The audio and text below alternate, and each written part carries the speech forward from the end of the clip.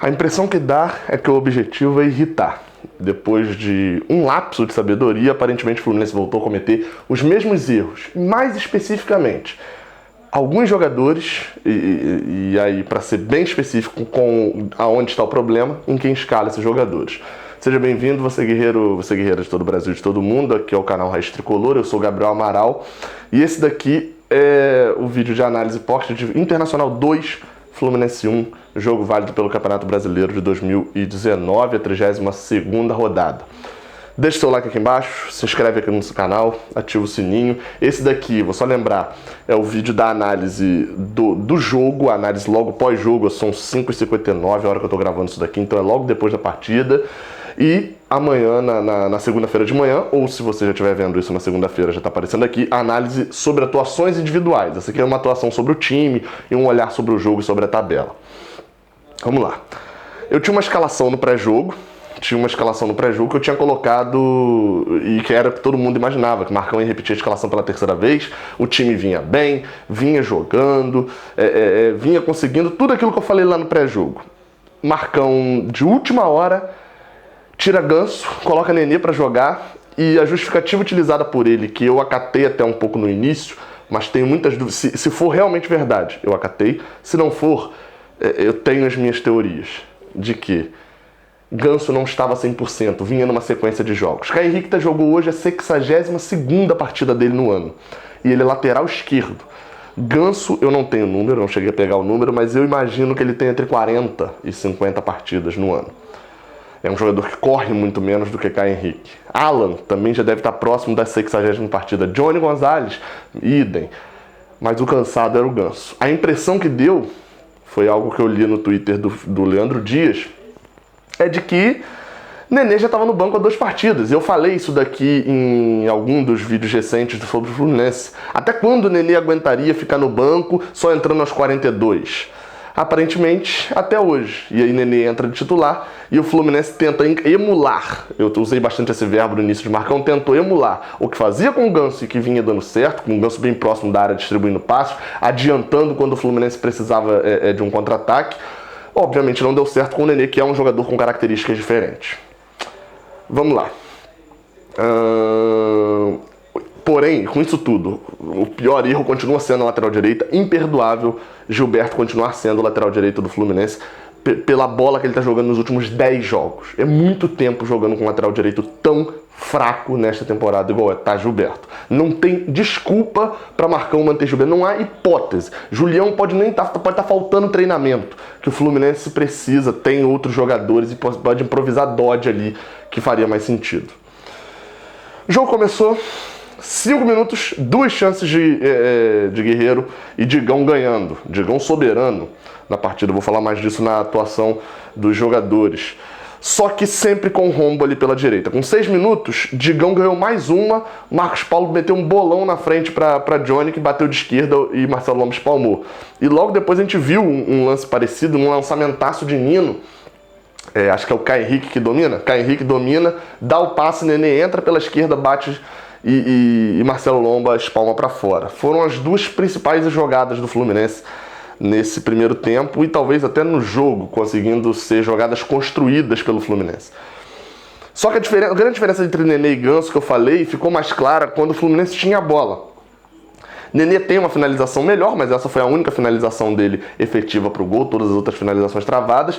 Porém, quando o Fluminense e o Internacional começou um pouco sonolento, o Fluminense tinha o domínio do jogo, quando o Fluminense precisar acelerar, e por mais que vai parecer errado isso aqui que eu tô falando, não é, vai parecer meio maluco, Ganso acelera o jogo do Fluminense.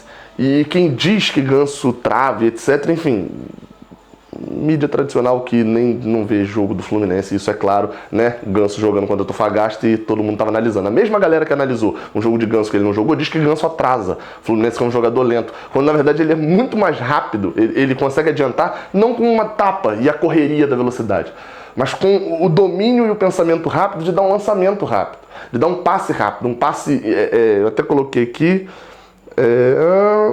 já deu 2 contra-ataques, cadê? Eu falei sobre Ganso aqui, diferença para Nenê, finalização, erro de Nenê, diferença, falta de velocidade. Velocidade inteligente é o passe incisivo e inteligente, que Nenê não tem.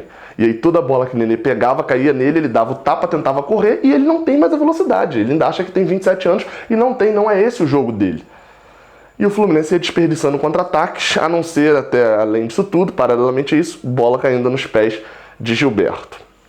E que toda bola que caiu no pé dele virou jogada para o Internacional. É inacreditável. E outra, vira jogada para o Internacional e ele perde a bola no ataque e tá o rombo na defesa atrás. E assim surge o primeiro gol do Internacional. O Fluminense estava ali com o jogo aberto, igual estava contra o São Paulo, estava fazendo um jogo franco fora de casa, e vamos falar de resultado aqui.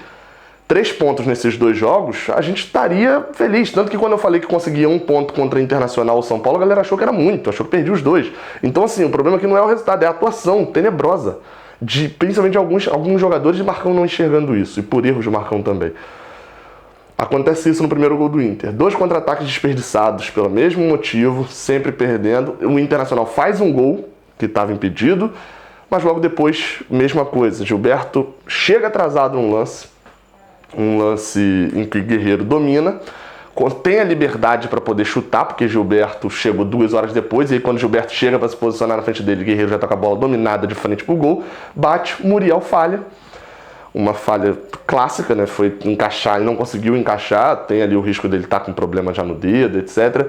Solta a bola pra frente. Caio Henrique, que tá esperando que o Muriel encaixe a bola. Enfim, não tem como imaginar ali que o Muriel ia soltar aquela bola. Acaba deixando o Potker passar para abrir o placar.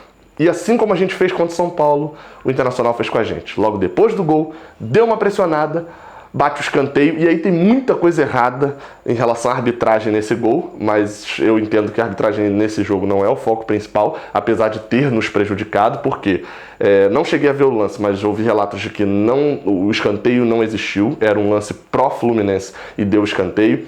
Na batida do escanteio, a bola toca na mão do jogador do Inter, toca no cotovelo dele, e o juiz não dá, era para ter dado a falta, tocou na mão na jogada do ataque, é falta, o juiz não deu, segundo. E o terceiro erro, toca na mão do jogador do Inter. Se ele erradamente considerar que pegou na bacia, pegou no corpo, o jogador do Internacional que faz o gol, o William Potker, está impedido. Ou seja, são 3 erros numa mesma jogada.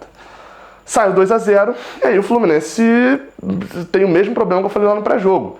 Atrás no placar, precisa construir e não tem construção, ainda mais sem o seu maior construtor de jogadas pelo meio, o maior passador para finalizações, o maior criador de jogadas para finalização, que é Ganso, disso no Campeonato Brasileiro. Não estou falando sem estatística nenhuma, assim não. É o segundo maior criador de jogadas do Campeonato Brasileiro. Soma-se isso a uma partida abaixo da média de Daniel e de Caio Henrique, outros 2 que são construtores ofensivos, e o Fluminense se torna inoperante. E aí eu acho interessante isso daqui, ó, que eu coloquei. Sobre o segundo tempo tem 3 tópicos aqui só.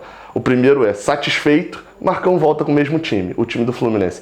Inoperante, apático, e Marcão volta com o mesmo time. E aí durante 25 minutos, eu botei aqui 25 minutos com um jogo igual ao nosso jogo contra o São Paulo, só que a gente agora com o papel de São Paulo, e o Internacional estava jogando pior do que a gente jogou contra o São Paulo. Ou seja, era um que estava ganhando de 2-0 e que estava dando a bola pra gente, estava dando espaço, não contra-atacava, não oferecia risco. Marcão coloca o Wellington Ney no lugar de Nenê aos 25, uma mexida que eu achei certa. Apesar de ter achado que era para ter entrado o Ganso antes, mas enfim. Bota o Wellington Ney no lugar de Nenê e ele bota Lucão no lugar de Yuri. O que ele faz? 4-2-4, mesmo erro do jogo contra a Chapecoense. Tira quem cria, ou quem deveria estar criando, né, que era no caso de Nenê, para colocar um centroavante lá dentro e um ponta aberto. O ponta até fazia sentido para ter alguém com jogada incisiva para dentro.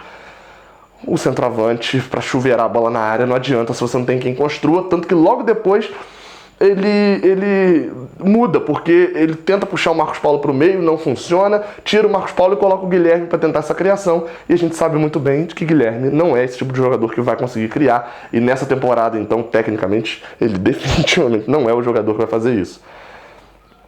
Aos 26, mexidas para chuveirinho e no erro individual do Internacional. Na transmissão da Globo falaram várias vezes, o Roger, né, falou, as mexidas do Marcão resultaram aí, tirou o Inter da zona de conforto, etc. Tirou o Inter da zona de conforto. O gol nasceu de um erro de passe do Internacional no meio de campo, com o Fluminense todo no campo dele, perdendo por 2-0. Esse gol poderia ter acontecido ali, pelo menos o lance, né? Poderia ter acontecido com o Marcos Paulo, poderia ter acontecido com o Johnny Gonzalez. Obviamente que com o Wellington nem entrando, foi ele que fez o gol. Por sinal, finalmente saiu cara a cara e fez o gol. O Fluminense fez o 2-1, mas continuou inoperante. Foi no abafa e no chuveirinho. E não conseguiu oferecer riscos totais ao gol do Internacional. E convenhamos, não tomou o 3-1, que mataria o jogo, e aí eu acho que o Fluminense voltaria para uma postura mais defensiva e de repente até tomaria uma goleada, porque o Internacional jogou muito mal. A gente conseguiu, é óbvio, vou repetir aqui, São Paulo e Internacional, 3 pontos. Cara, muito bom. A gente pode até voltar para a zona de rebaixamento, deve ser o que deve acontecer amanhã, após o jogo contra o Botafogo, do Botafogo contra o Avaí. Porém, resultados bons, era uma sequência dificílima. Agora a gente tem 3 jogos, sendo 2 em casa, e o fora contra o CSA. Então vem uma sequência melhor. Porém, a atuação de hoje, a sensação de hoje é que estava mais fácil de ganhar do que contra o São Paulo. O time do Inter não jogou bem, não jogou nada. E quando ofereceu riscos, mostrou que a finalização era horrorosa. O gol que o Edenilson perde cara a cara, defesaça de Muriel, cara a cara com o Muriel, é um gol que não se perde. E o Fluminense mostrou mais uma vez que não consegue construir com o resultado atrás. Culpa dos jogadores? Em parte sim, mas principalmente em parte de quem escala. Marcam atrás no placar, consegue sempre desmontar o Fluminense mais ainda do que tentar alguma alternativa para fazer o gol. Mais uma partida em que a gente conta que poderia ter ganho e perde pontos num erro de Marcão, e mais uma partida aguentando Gilberto como titular, mas isso aí eu falo mais na análise dos jogadores. Perdemos. Volto a repetir, nessa viagem para fora de casa veio mais pontos do que a gente esperava, ou talvez dentro do que a gente esperava. Esperava 2, 1 ou 3 pontos. Mas poderia ter vindo mais. E é o que me assusta, porque se a gente jogar o que jogou hoje contra o Inter e der o azar, que a gente não deu o azar lá contra o São Paulo, vai lembrar, eu falei, foi por um triz que a gente não sai atrás no placar. Se a gente, esse triz não acontecer, não tiver isso, e a gente não tomar, porventura tomar gol do Atlético Mineiro em casa, do Ceará fora e do Palmeiras em casa no início do jogo, temos pelo futuro do Fluminense no Campeonato Brasileiro. Porém, vamos falar, o resultado não é o problema. O problema principal foi a atuação. O resultado não era muito diferente do que a gente já esperava antes de viajar para jogar contra o São Paulo Internacional. Então é isso, like aqui embaixo, se inscreve aqui no canal e vídeo de análise de jogadores, acompanha aí também, se já tiver sido lançado. Saudações tricolores e até a próxima, valeu!